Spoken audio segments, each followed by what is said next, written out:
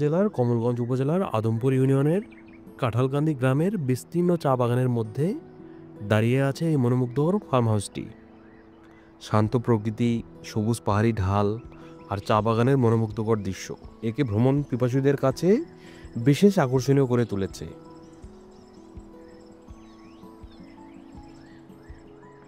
চারপাশে পাখির ডাক, সকালের কুয়াশা আর চায়ের পাতার সুবাস এক অনন্য অভিজ্ঞতা এনে দেয়।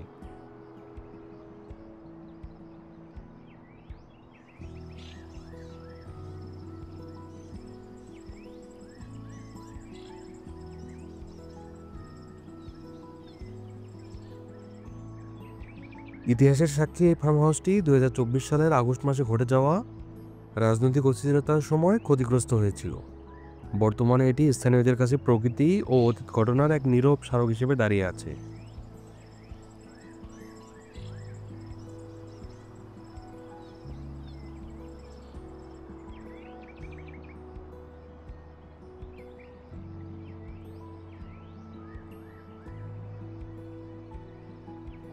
ভিডিওটি ভালো লাগলে লাইক, কমেন্ট ও শেয়ার করুন। আরও ভ্রমণ ও প্রকৃতির গল্প পেতে চ্যানেলটি সাবস্ক্রাইব করতে একদম ভুলবেন না।